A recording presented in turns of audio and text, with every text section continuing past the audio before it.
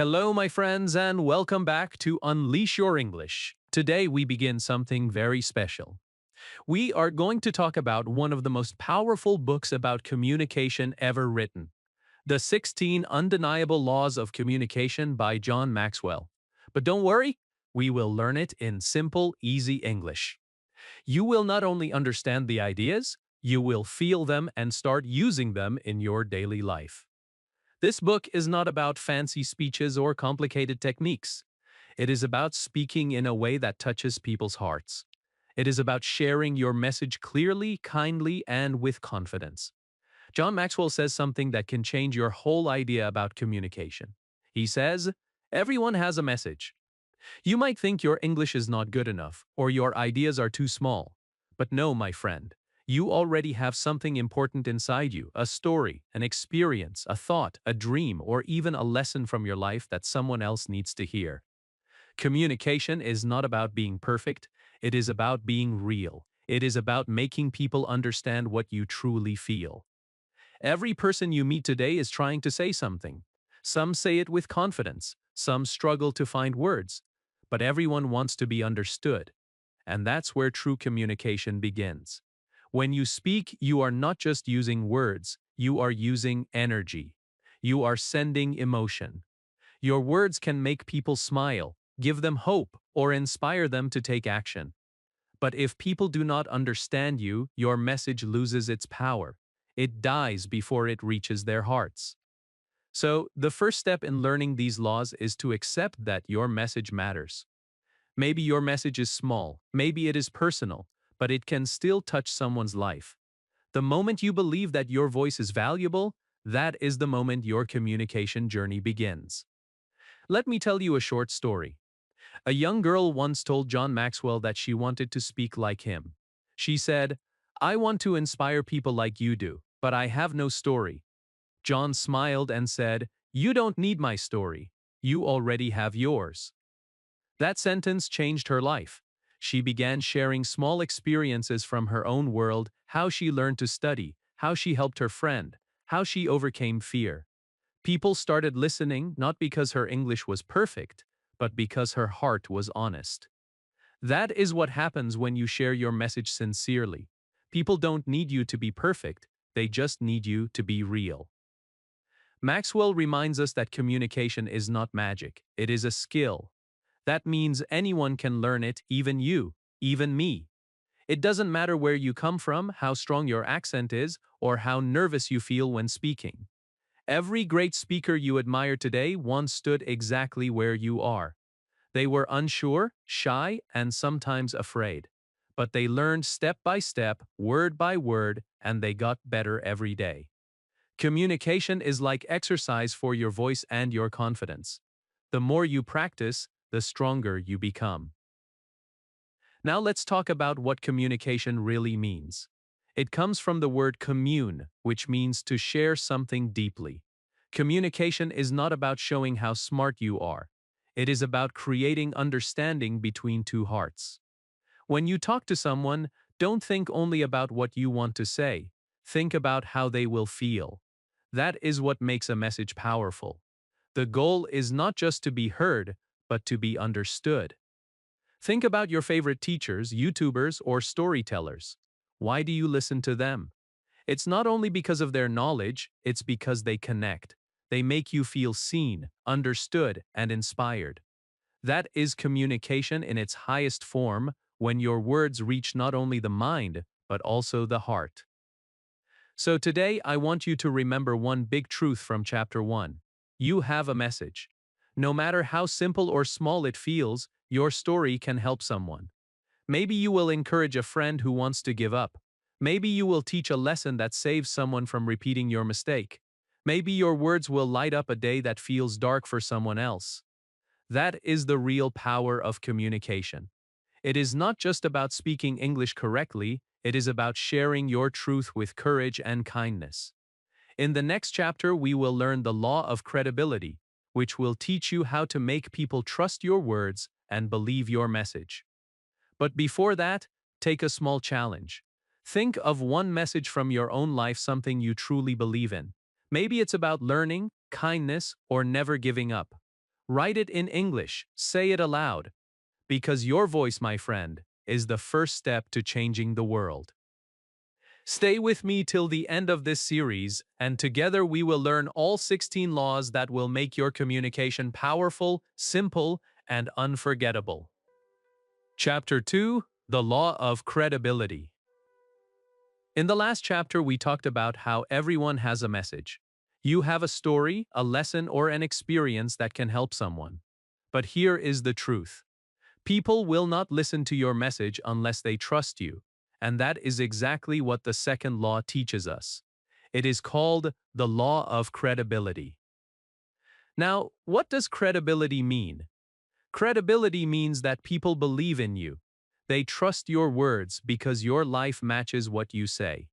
In simple words, credibility means being real, being honest, and living your message.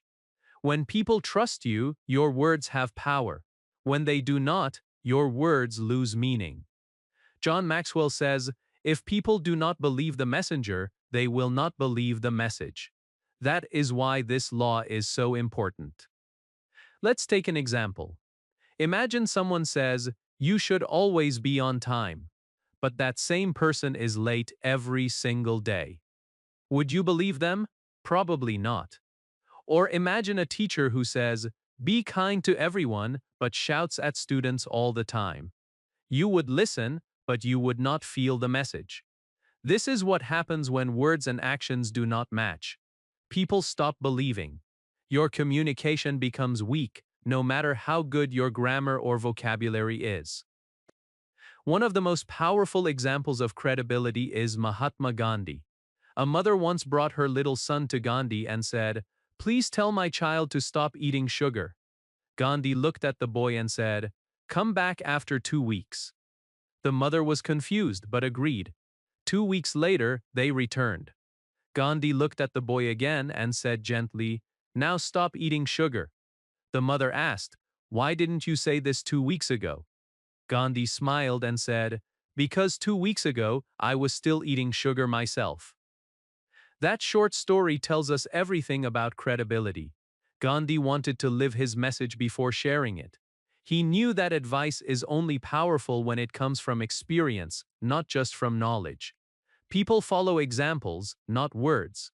When you speak from your own truth, others feel it. That is credibility in action. So, what does this mean for you as an English learner and communicator?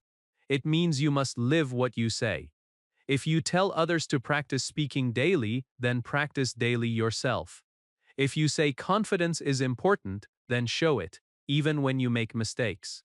If you say kindness matters, then speak with kindness. Every time your actions match your words, your credibility grows.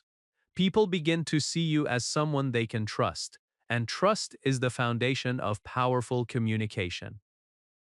Many English learners worry that people will not listen to them because their English is not perfect. But let me tell you a secret. People forgive small grammar mistakes. They forgive simple vocabulary, but they never forget how you make them feel. When they see your honesty, your passion, your real effort, they listen, they connect, they remember you. Let's take another example. Think of your favorite English YouTuber or teacher. Why do you follow them? Maybe their English is perfect, but that is not the only reason. You follow them because they sound honest. You can feel that they truly want to help you. That is credibility. It is invisible but powerful. It comes from being genuine, consistent, and true. Now here is a small exercise you can try today. Think of one message you often share with others. Maybe you tell your friends, "Don't give up." Ask yourself, "Do I live that message?" If the answer is yes, great, keep doing it. If not, start today. Let your life speak before your words do. When you live your message, people start to believe it without you even trying. Communication is not just about what you say, it is about who you are when you say it. When your words come from a place of truth, your accent, grammar, or fear does not matter anymore. People will listen because they feel your honesty. They will see that you are not pretending, you are sharing something real. So remember, The law of credibility is simple. Be believable yourself. If you want people to believe in your message, live it first. Let your actions prove your words. Speak less about what others should do and more from what you have done. When people see your message inside your life, they will trust you without hesitation. Chapter 3: The Law of Observation. The next important lesson in communication is the law of observation. This law teaches you to become a watcher, a learner, and a quiet student of how people speak and connect.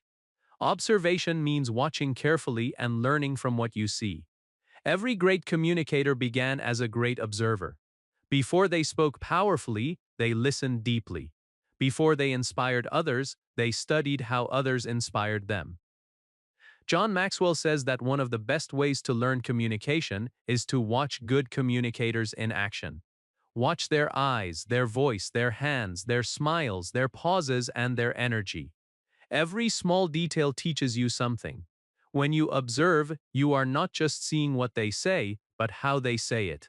You are learning how words can travel from one heart to another. You can learn from teachers, actors, leaders, YouTubers, storytellers, or even from your friends who tell stories naturally. When you watch them, ask yourself questions.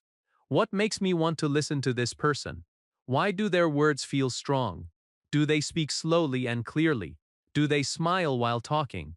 Do they use examples from real life? Do they make eye contact?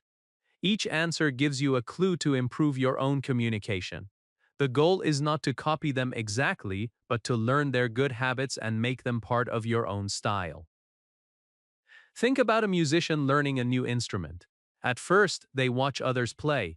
They notice how the fingers move, how the sound changes with each touch, how emotion flows through the music.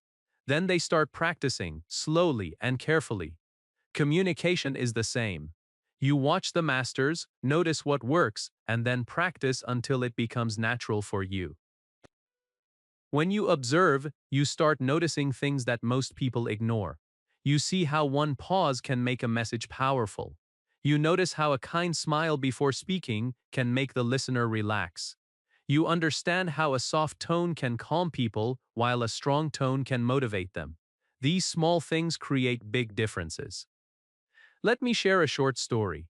A young man once told John Maxwell, "I want to be a great speaker, but I don't know where to start." John said, "Start by watching." The young man spent months attending events, listening to different speakers, and writing notes about what made each one unique. He noticed how one speaker used humor, another used silence, and another told touching personal stories. When he finally gave his own talk, people said it felt natural and real. The reason was simple: he had learned by observing. Even when you watch English-speaking movies or YouTube videos, you can practice observation. Don't just listen to the words. Look at how people express emotions with their faces and bodies. Notice how they use hand gestures to explain ideas. Observe how their voice changes when they are excited or serious. This helps you feel the rhythm of real English, not just the rules. Another good trick is to watch yourself.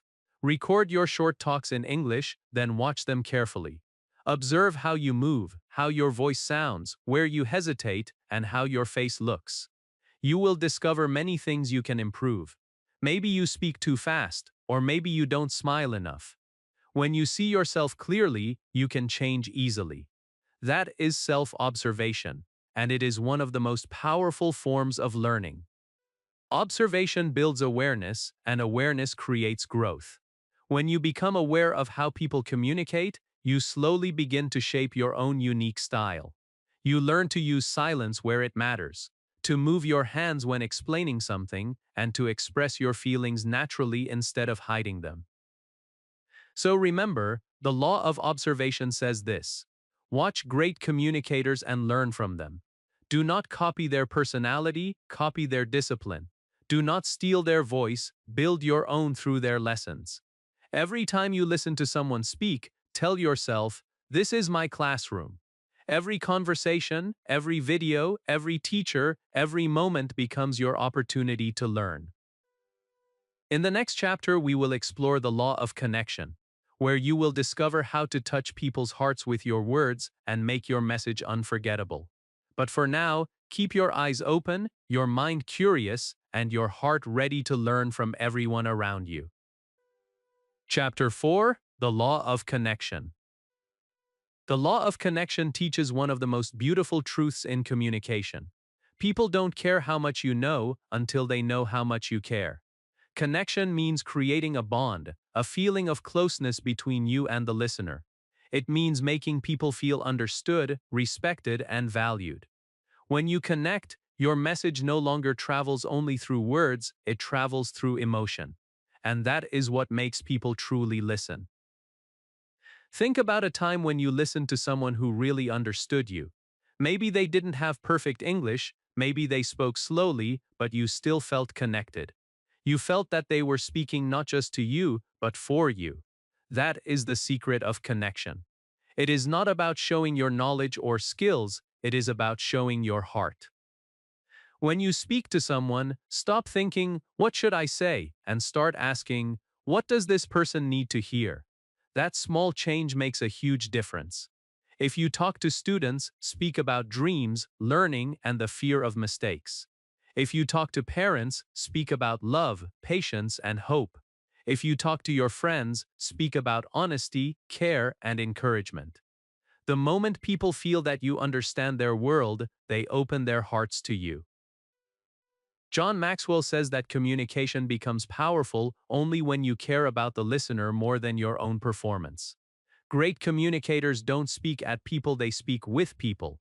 They don't try to impress, they try to express. They make people feel safe, not judged. That is what creates connection. Let's take an example. A teacher can teach the same lesson in two ways. The first teacher says, "Pay attention, this topic is very important." The second teacher says, "I know this part is difficult, but I will explain it slowly until everyone understands." The second one connects, because the students feel that the teacher cares. The same thing happens in daily life. People remember kindness more than intelligence. Connection also depends on your attitude. When you speak, your body language must say, "I am here with you." Look into the person's eyes, smile softly, listen carefully when they talk. These small actions build bridges. Communication is not a performance, it is a relationship. You are not trying to win, you are trying to understand. Sometimes people listen but don't connect because they are thinking only about themselves. They speak without empathy, they answer without listening. They try to be interesting instead of being interested. Real connection happens when you forget yourself and focus on others. When you make people feel seen, they will always remember you. Think about your favorite teacher or mentor. You didn't love them just because they explained well. You loved them because they cared about you, they believed in you, and they spoke to you like a friend. That emotional bond made you want to learn more. Connection always multiplies learning. Here is a short story. A young speaker once gave a long speech full of facts and numbers. When he finished, nobody clapped. He felt sad and went to his mentor for advice. The mentor said, "You spoke to their minds, but not to their hearts. Facts tell, but feelings sell." The next time, the young speaker told a story about his own struggle and what he learned from it. People cried, laughed, and clapped. He didn't change his topic, he changed his focus. That is connection. If you want to improve your English communication, remember this law every time you speak. Don't worry about sounding perfect, focus on being present. Use simple words, look at your listener, smile, and speak with kindness. Your goal is not to show your English, your goal is to touch a heart. That is how language becomes powerful. The law of connection reminds us that behind every listener, there is a person with hopes, fears, dreams, and stories. When you speak, speak to that person. Not to their ears, but to their soul. Make them feel that you understand them, and they will remember your message forever. Chapter 5: The Law of Anticipation. The law of anticipation is about creating excitement before you speak. It is the art of making people curious, interested, and eager to know what comes next. When people feel excited about your words, they listen with more focus. Anticipation is what keeps their attention alive from the beginning to the end. Think about your favorite movie trailer. It doesn't show you the whole film, it shows small parts, short moments, enough to make you say, "I want to see this." That feeling is anticipation. It makes you wait for something good. Great communicators do the same. They give listeners small promises, small hints that something special is coming, and that curiosity keeps everyone awake. When you speak in English, you can use anticipation easily. You can say something like, "Today I will share one sentence that changed my life." Or, "At the end of this talk, you will understand something you never noticed before." When your listener hears that, their mind says, "What is it? I want to know." That is how you make people pay attention naturally. You don't need to shout or speak fast, you just need to create curiosity. But anticipation is not about tricking people. It is about respecting their time and interest. If you make them wait, give them something worth waiting for. Never promise something great and then give something small. When you say, "I will tell you a story that changed everything," make sure your story really gives a strong lesson or emotion. People feel disappointed when curiosity is broken, so build interest carefully and deliver truthfully. Let's look at an example. A teacher started her class one day by saying, "At the end of today's lesson, you will know the secret to remembering every new English word you learn." All the students sat up straight. They wanted to know the secret. The teacher then slowly taught them about visualization, repetition, and emotion in learning. She built curiosity, then gave them something real. At the end, they smiled because the lesson was worth the wait. That is the power of anticipation done right. Anticipation can also be created through questions.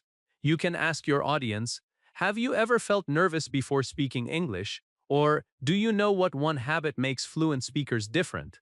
Questions make people think. Their minds become active. They don't just listen, they start searching for the answer with you. This keeps their attention strong from the start. In real conversations, anticipation also helps you sound confident. When you say something like, "Let me tell you what really helped me improve my English," you sound sure of yourself. It makes the listener ready to hear your advice. The small pause before you explain creates a rhythm. That rhythm pulls people into your words like a story. John Maxwell says anticipation makes communication alive. It turns a talk into an experience. Without anticipation, your message feels flat and predictable. But when people expect something valuable, every word feels alive. They sit forward, they listen closer, they care more. That is when your message starts to live inside their minds. Even in daily life, you can use this law. If you want your friend to listen to your advice, don't start directly. Instead of saying, "You should try this method," say, "You won't believe what helped me last time." The second one makes them curious. They will automatically ask, "What helped you?" Now they are listening with interest. You have their attention before you even explain. Great communicators understand timing. They know when to hold the moment, when to pause, and when to release information.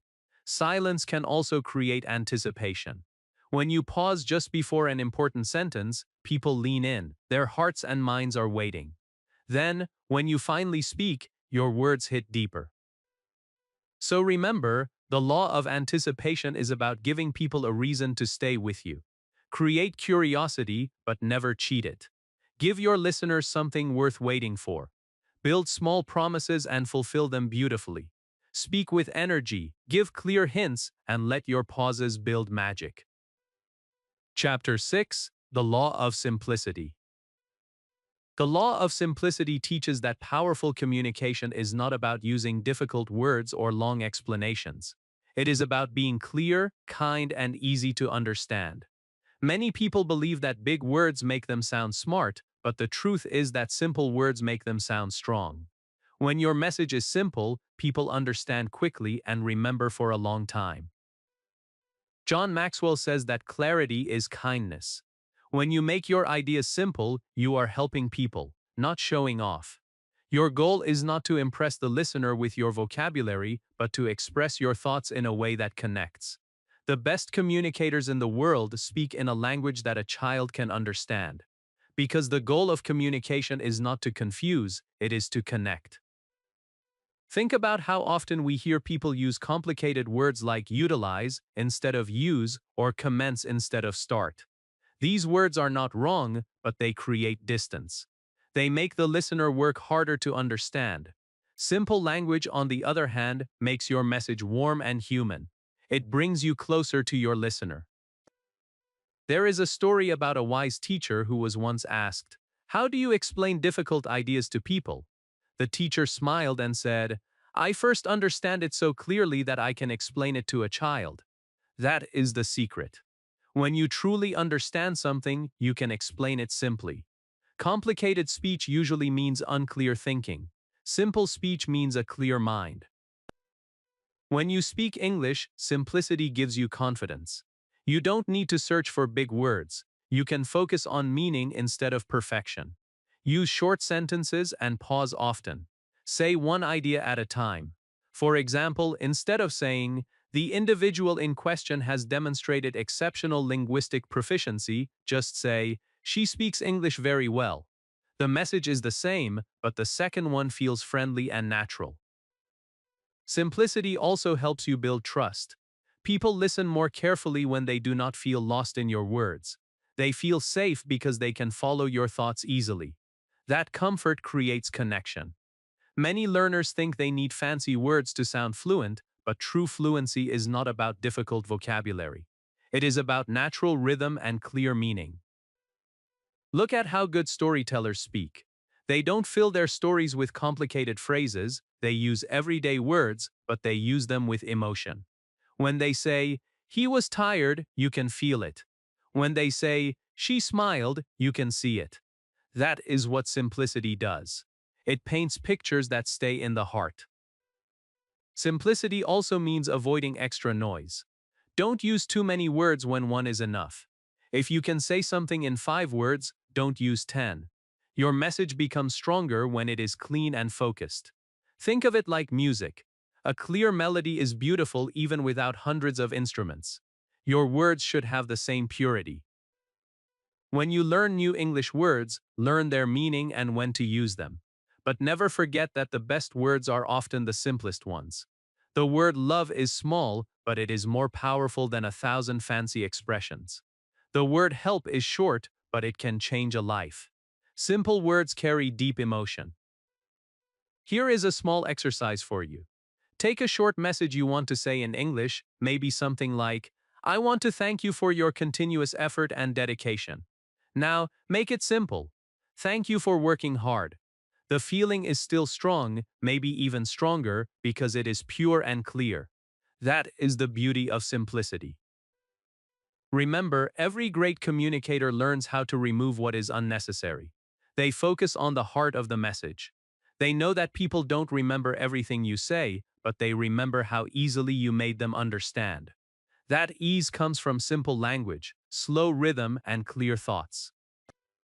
So the law of simplicity tells us this: keep your message clean, keep your heart honest, and speak like you truly want to be understood.